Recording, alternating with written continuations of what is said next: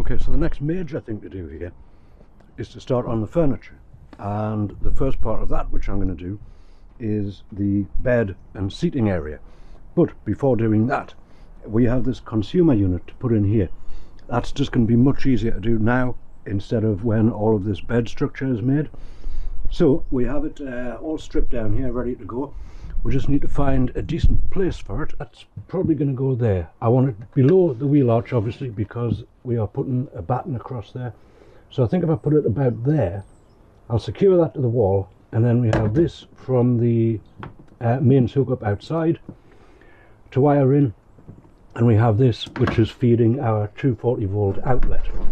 Okay, so I've got the box secured to the wall, and I've got this from the mains hookup, as I say, coming into it here. This is for the earth, so this one is going to that bar there, and then let's have a look, get that in, and then on this breaker here we'll have the neutral going into this side and the neutral coming out the bottom there.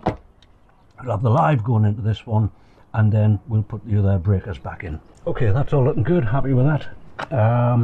Connections are nice and tight. I've put the bus bar on the bottom as well. The last thing to do is just put the cover back on there, and then we can call that done. As I say, this is just much easier to do at this point. Trying to get round the bed frame to do this would be extremely awkward. So there we have it, consumer unit in place. Alright, so the first thing to consider about the seating area and bed is the height that we've got. And obviously we're restricted by the height of the wheel arch because we're going to put a batten right across there. But I just want to make sure how tall this wheel arch is and decide whether to put the batten above it or to put it here so it runs along flush with it. This will make a difference to the seating area, so let's get some things and see if we can get a measurement on that. Roughly square, 40 centimeters. 40 centimeters. Now the foam which is going on top of here will be 8 centimeters, so that's 48, and we will also have some 12mm ply, so we're at like 49 and a half, and I think that will do. So we have to make the battens flush with the top of that instead of sitting on top of them. If they were sitting on top of them, that would be getting over 50 high. That's a little bit high for a seat, I would say. So what I'm going to do is find out where our batten hits here. I'll make a piece to fit in here, and I'll make a piece to fit in there. Do the same on the other side. I'm going to make this in situ, so to speak. I'm not going to make it in the workshop and then put it in one go. I'm just going to put the battens on the walls, cross battens, and then build it as we go. So first things first, we want some measurements for this piece here, and we want a measurement for that piece which will go in the back. Where that mark is on the wall, what I'm going to do, I'll put this square on the floor, and I'll use this one to make sure that it is indeed squarely upright, or perpendicular, so to speak, and take that line across there, and that is where we're going to. So keep that there. I'll just make a little mark on there. Right, so what we want first then is a piece of 3x2 which will go from there to the top of the wheel arch, which is 18 centimeters, sorry, 19 centimeters. So I shall mark this on my plan. I want one piece, well actually I might make two pieces because we're doing the other side as well, at 19 centimeters, and I want to know how much we want for this other side as well. From the top of the wheel arch, I'm going to say that's 45, so we want two at 45 and two at 19. Now when I've cut them, what I'm going to have to do is take the curvature off, and then we should be able to screw that through into the metal surrounding part of the wheel arch. Yeah. So if we put that one on the mark there, that looks reasonable. Flat with the top of the wheel arch, happy with that. And similarly that one will go flat with the top of the wheel arch. Right, so we need to fix these on. And the way I'm going to do that, I'm going to drill a hole here which will hit the metal of the wheel arch, and I'll drill another hole here and I'm going to secure that in place. Okay, let me show you what I've done with this. I've got that one on. I'm going to use a straight edge there, and I've measured from here down to the floor, because we can't measure to the floor from there because it hits the wheel arch. But if we measure down there, we have 39. So the thing which I'm going to do is measure up the other side, put a mark at 39, and then that will be the top for this piece, which will go in there. Alrighty, so with those in place, next thing we want to do is get a mark on this sort of corner strut here for the correct height, and then the method here is I'm going to put a block just beneath that, and then the cross strut that will run right the way across here will sit on top at the finished height. So let's get on to that one.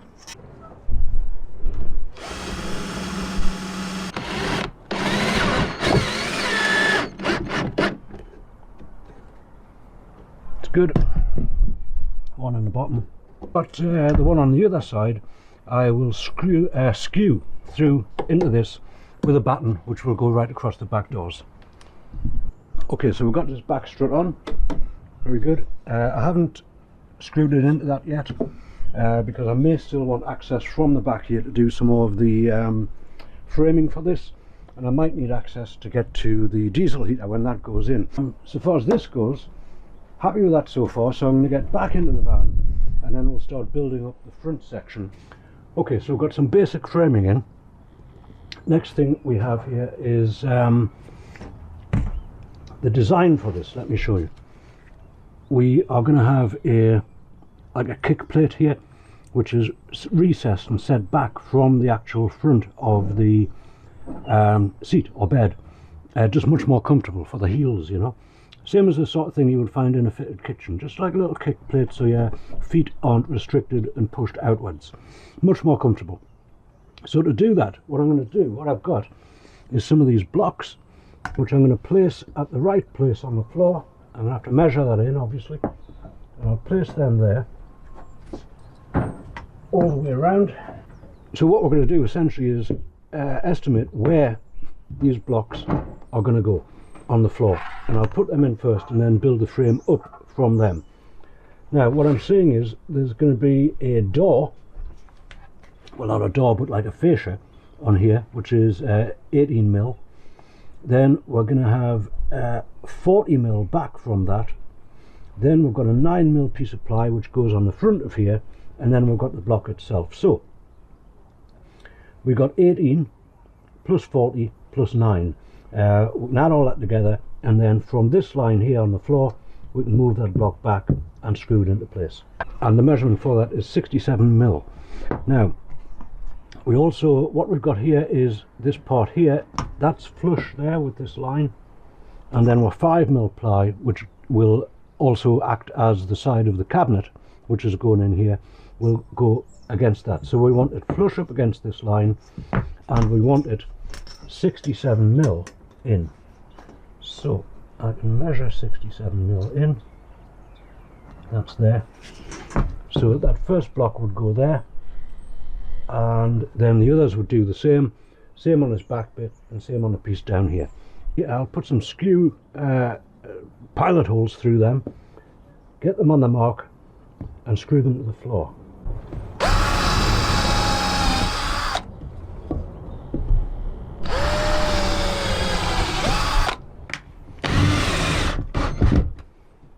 Very good. Same with the rest of them. And I've just put a temporary straight edge between the two battens which we fixed to the wall earlier. I'm just going to absolutely check that and make sure that they are level. So I've got my mark there and my mark there. They are spot on. So now what we want is a measurement from here, from the top of here to the bottom of here, and that will give us a batten which we can put in there and then connect another one over. So what is that measurement? If there was some light I'd be able to tell you. I'm saying that is 25.2. So I'm going to cut a piece of 25.2, see a nice snug fit in there, and then if so I'll calculate how many more of these uprights we need and I will cut them. Okay, so that is a nice tight fit in there. I'm going to make this a template for the rest of them, so that we'll get a nice level surface on this bed. And the only other measurements that we need in order to start doing this is how long is this piece and what is the measurement of the back piece. So we can get those two measurements, and then I'm going to go back in the workshop and make this, because again it is getting very dark in here. Okay, so I've cut the uprights for this, and let's have a look. How are they going to go? That one's going to go like that.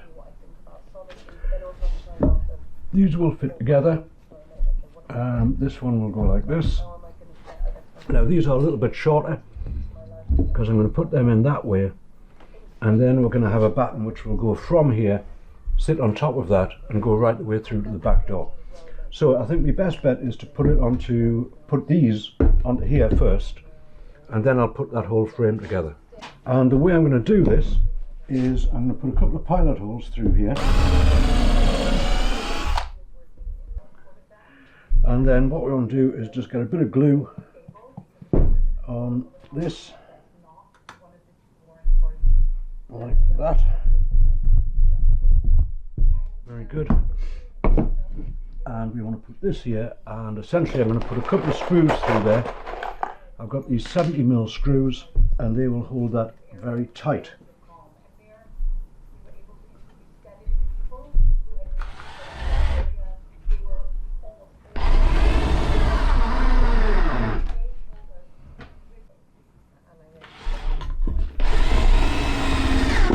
Okay, dark days, man. Let me show you what we're doing anyhow. I've got this fixed to the feet. I've just screwed that through into the feet underneath. I've put this rail on, just screwed through the front of this one, and I'll screw it down into that one also. And now we have this back rail to contend with, and to screw these through the back rail into these things themselves, and I think that will be absolutely solid. Right, so I'm going to nip around the back and just make sure I have enough room to do the diesel heater, should I put that back cross member in now. So I'm seeing I've got enough room there. There's tons of room, and this is only going to be screwed in, so I can easily take it out if I need to, but I'd like to get this finished, so I'll motor on with this and then we'll see what happens next. Right, first thing to do is just to tie this into these this way, and then we'll tie it into the back. Okay, so I've screwed all of those bits and pieces in. I've put one down through here, one through there, making a nice solid corner there. So next thing to do, we want some cross struts this way, and I'll put them on, and then we're very close to getting the ply on this. So let me show you what I'm doing with this. I have a cross strut here which is cut to size. That will fit in there nicely. We want it flush with either side of that, and then we want to check for square, and we are square, so this is good. I'm going to put a little bit of glue on here, a little bit of glue on there. I've got some screws already started. That's going to make it much easier than trying to hold the wood, hold the screw and drill it in with just the two hands. So we're going to get a little bit of glue on that, and similarly on the other side. And then we want to put this piece of wood in here, like so. Make sure it's nice and flush with the top and with the front, which it is, and then we should just be able to screw that in.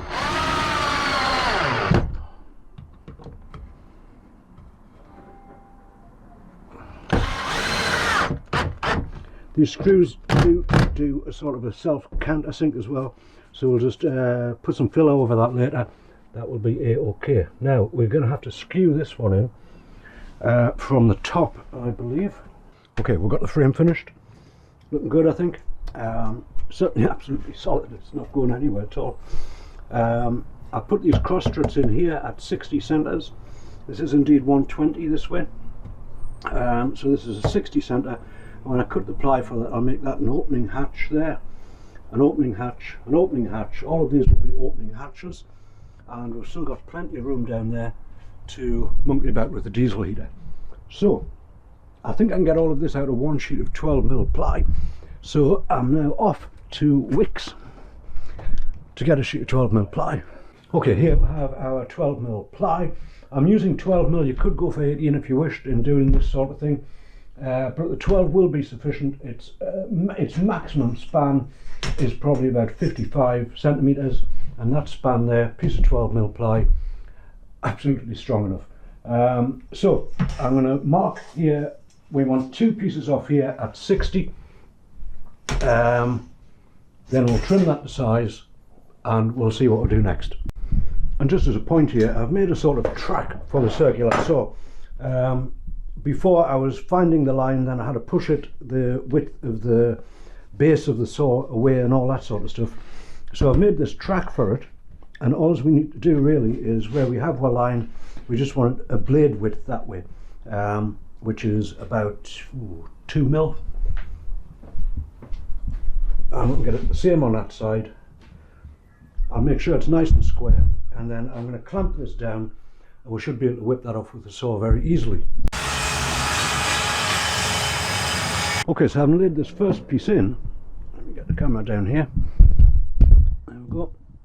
I knew there was going to be an overhang here because the sheet is 122, I believe. But I'm going to make a mark down there so I know where to cut that off. And we also have this as a little triangular thing going on in the corner here. That'll have to come off as well. So I shall try my best to mark that out. Then I'll get the jigsaw and I'll cut all these off, and we'll see how this all goes. Like our triangular situation is starting about here. Okay, these are looking good. Got a little bit of chewing, a little bit of detailing around there to get it around the this pillar here, but that's all good. Next thing we want to do is a couple of things we want to do here.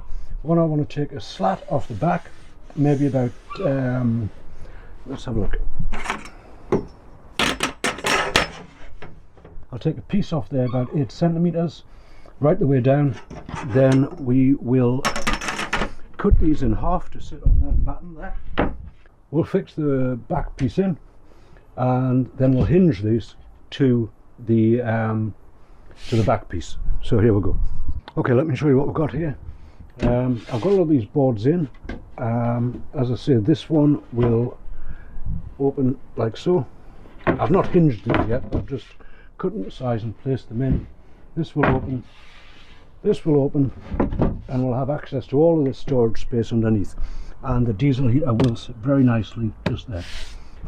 So pleased with all of this. Now, just to finish all of this up, what we're doing is putting some vent holes in these seats, and I'm going to do them 15 centimeters in from the front and the back,